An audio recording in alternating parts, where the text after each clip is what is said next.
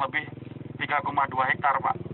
Ini atas upaya Pak Imron yang bekerja sama dengan kita, yang bekerja sama dengan rekan-rekan Pak Kuwu Wanakaya, ya.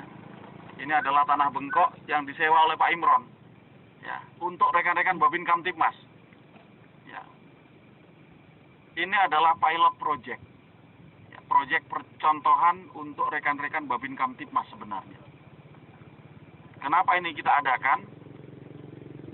Karena kita menyadari bahwa sarana kontak antara rekan-rekan Babin Kamtibmas dengan masyarakat, khususnya masyarakat agraris kita adalah para petani, itu masih sangat minim. Ya.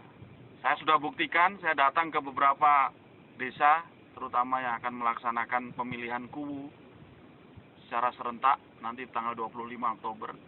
Saya sudah cek satu persatu. Tidak ada atau bahkan jarang ketua RT yang tahu nomor teleponnya Babin Kamtibmas. Itu adalah indikator utama. Maka saya sampaikan, dengan sinergi Babin Kamtibmas dengan masyarakat petani, itu adalah salah satu sarana kontak yang bisa mendekatkan hubungan antara polisi dengan masyarakat. Dan itu bisa diukur. Ya. Kenapa ini tidak semua desa?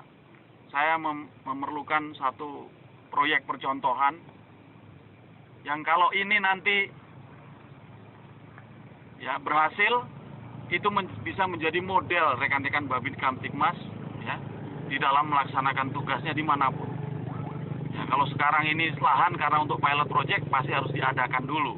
Tapi nanti ketika rekan-rekan sudah menyadari betapa nikmatnya kita berdekatan dengan masyarakat, betapa nikmatnya kita berdekatan dengan petani, rekan-rekan akan berupaya sedemikian rupa, ya, sehingga rekan-rekan juga akan mendapatkan dapat melaksanakan tugas dengan baik tanpa meninggalkan tugas pokoknya sebagai Babin Kamtibmas yang aktif di tengah-tengah masyarakat. Di sisi lain rekan-rekan akan mendapatkan profit, ya, mendapatkan keuntungan. Karena dari hasil ini nanti Pak Imron akan memberikan berapa persen, Pak Imron? 30%, ya. Buat Pak Ogi, tepuk tangan untuk Pak Ogi. Ya. Jadi 30% dari hasil ini nanti setelah dihitung oleh Pak Imron, dikurangi biaya operasional dan sebagainya, 30% akan dikasihkan oleh Pak Ogi. Ya, beliau ini pengusaha, ya.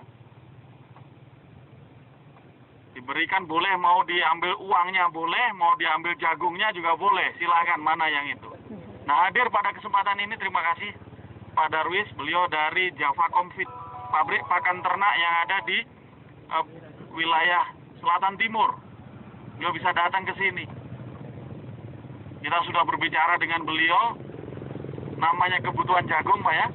Berapa kebutuhannya, Pak? 800 ton per hari.